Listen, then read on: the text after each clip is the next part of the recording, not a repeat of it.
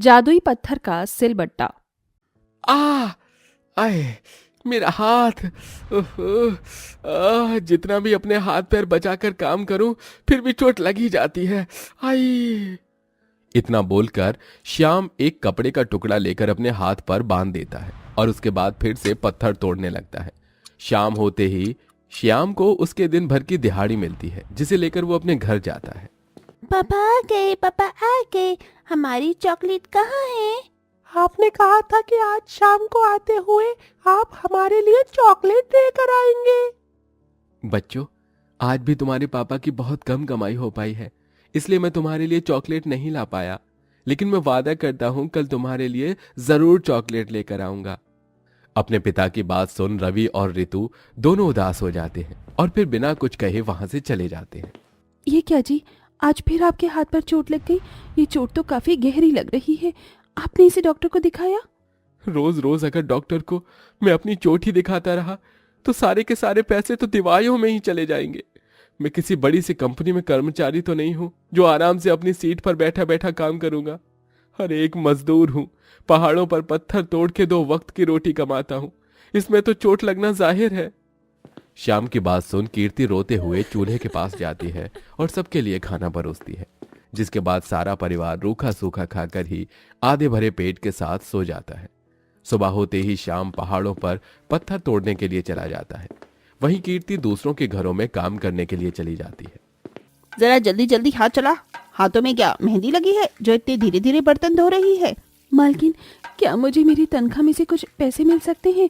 घर में राशन खत्म हो गया है। कल भी मेरे पूरे परिवार ने आधी आधी रोटी खाकर अपना गुजारा किया। 2 हफ्ते पहले ही तुझे मैंने तेरी तनख्वाह दी थी और इतनी जल्दी तेरी तनख्वाह खत्म भी हो गई? मैं सब जानती हूँ। ये तुम जैसे गरीब औरतों के हम लोगों से पैसे ऐंठने के बहाने होते हैं। कोई पैसे वैसे नहीं मिलने वाले, समझी? अपनी मालकिन की बात सुन कीर्ति आंखों में आंसू लिए बिना कुछ कहे बर्तन धोने लग जाती है। वहीं दूसरी तरफ, ये क्या सेठ, आपने आज भी मेरी आधी दिहाड़ी काट ली। अगर आप रोज रोज ऐसे ही मेरी दिहाड़ी काटते रहेंगे तो मेरा परिवार तो एक दिन भूखा ही मर जाएगा। अरे दिहाड़ी ना काटूं तो और क्या करूं? हाँ, जब आज दोपहर में सारे मजदूर काम कर रहे थे तो तू आराम से बैठा हुआ था। सेठ, मैं बैठा हुआ नहीं था। काम करते करते एक पत्थर का टुकड़ा मेरे पैर में चुभ गया था और मेरे पैर से खून निकल रहा था, इसलिए मैं बस 10 मिनट के लिए बैठ गया था। लेकिन उसके बाद भी मैंने 10 मिनट आज एक्स्ट्रा ही काम किया है। तो आप मेरी दिहाड़ी क्यों काट रहे हैं सेठ जी? अरे मेरे सामने ज्यादा होशियार बनने की कोशिश मत कर, समझा? वरना काम से निकाल दूंगा। काम से निकालने की धमकी सुन श्याम अपने सेठ से और कुछ नहीं कहता और आधी दिहाड़ी लेकर ही घर लौट आता है। बहुत दर्द हो रहा है। अब दर्द बर्दाश्त से बाहर है। मैं अब इस दर्द को और बर्दाश्त नहीं कर सकती हूँ। मेरा पेट। माँ जी, संभालिए अपने आप को, आपको कुछ नहीं होगा। लगता है बहू, मेरे जाने का समय हो गया है। अब इस दर्द को मैं और बर्दाश्त नहीं कर सकती। ऐसा मत कहो माँ, अगर आपको कुछ हो गया तो मैं आपके बिना कैसे रहूंगा? मैं आपको कुछ नहीं होने दूंगा। श्याम की माँ मोहिनी को पथरी होती है। डॉक्टर ने श्याम और कीर्ति को ऑपरेशन की सलाह दी थी, लेकिन पैसे न होने की वजह से दोनों ही पति पत्नी मोहिनी का इलाज नहीं करवा पा रहे थे। रोज रोज मोहिनी को ऐसे दर्द में तड़पता देख कीर्ति और श्याम की आंखों में आंसू आ जाते हैं, लेकिन अपनी गरीबी और मजबूरी की वजह से वो लोग कुछ भी नहीं कर पा रहे थे। सिलबट्टा ले लो, सिलबट्टा। बहन जी, सिलबट्टा ले लीजिए। भाई साहब, आप तो सिलबट्टा ले लीजिए। लगता है आज भी कोई सिलबट्टा नहीं खरीदेगा और मुझे भूखे ही सोना पड़ेगा। ये कहते हुए वो बूढ़ी अम्मा सिलबट्टा बेचने की कोशिश करती है, लेकिन कोई भी उस बूढ़ी अम्मा से सिलबट्टा नहीं खरीदता। भरी धूप में खाली पेट बैठने की वजह से उस बूढ़ी अम्मा को चक्कर आने लगता है और वो बेहोश हो जाती है, जिसे वहां से गुजर रही कीर्ति देख लेती है। कीर्ति जल्दी से उस बूढ़ी अम्मा के पास जाती है और उसे होश में लाने की कोशिश करती है। अम्मा उठिए, आप ठीक तो है ना? बेटा, सर घूम रहा है, चक्कर आ रहे हैं। 3 दिनों से कुछ भी नहीं खाया है। मैं अकेली बूढ़ी औरत सिलबट्टा बेच बेच कर अपना पेट पालती हूँ, लेकिन अब तो लोगों ने सिलबट्टा खरीदना ही बंद कर दिया है। आप यहीं रुकिए, मैं भी आती हूँ।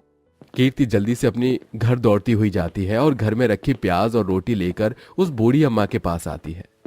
अम्मा, मेरे पास खाने के लिए इस प्याज और रोटी के अलावा कुछ नहीं था। इसे खा लीजिए, इसे खाकर आपके शरीर में थोड़ी ताकत आ जाएगी। बिटिया, अब इस उम्र में कुछ भी सूखा गले से निकला नहीं जाता।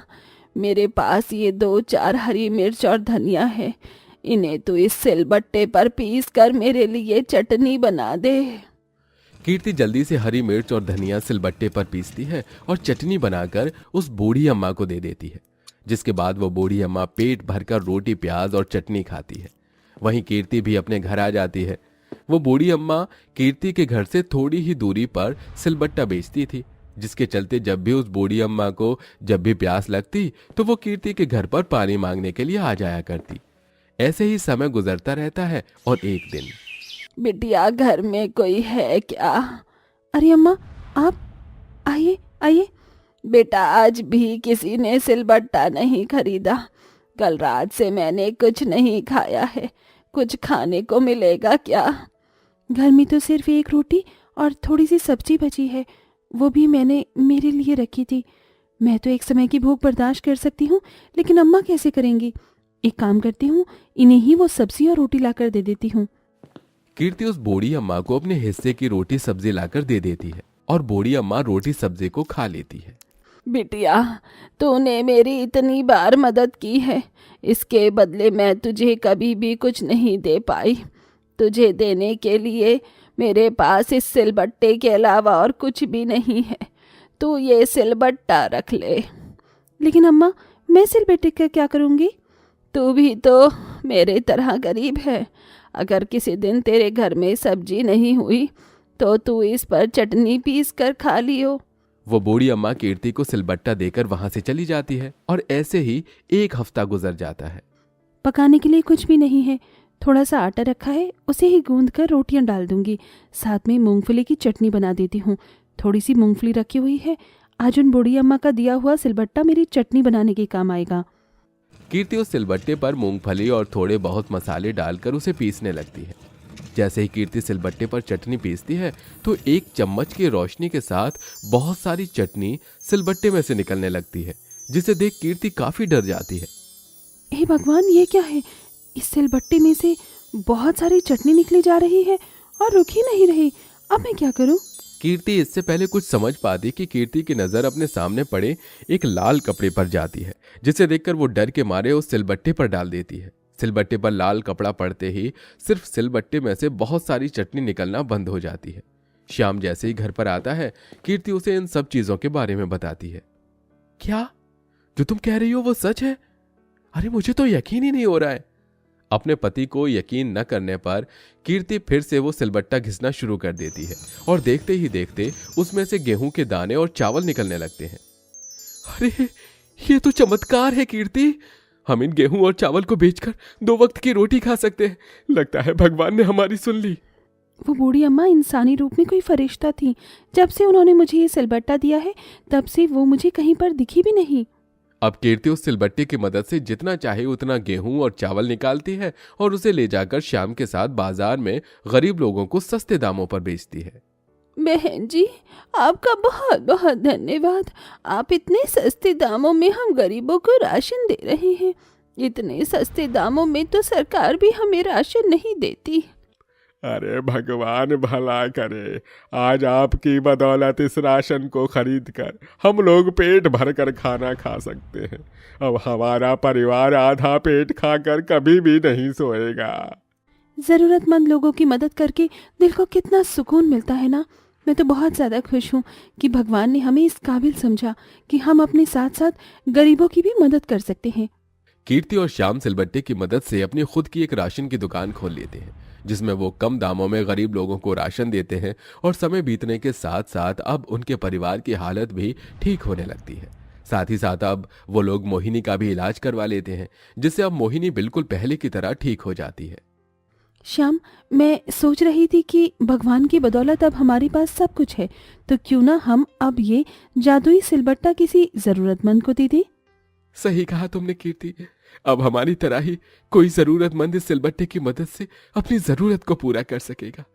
कीर्ति और श्याम उस सिलबट्टे को लेकर किसी जरूरतमंद इंसान को देने के लिए निकल जाते हैं। तभी रास्ते में उन्हें एक बूढ़े पति पत्नी दिखाई देते हैं जो भूख से बिलख रहे होते हैं, जिसे देख कीर्ति और श्याम वो जादुई सिलबट्टा उन दोनों को दे देते हैं और वहां से चले जाते हैं। यहीं अब कीर्ति और श्याम भी अपने परिवार के साथ खुशी खुशी रहते हैं।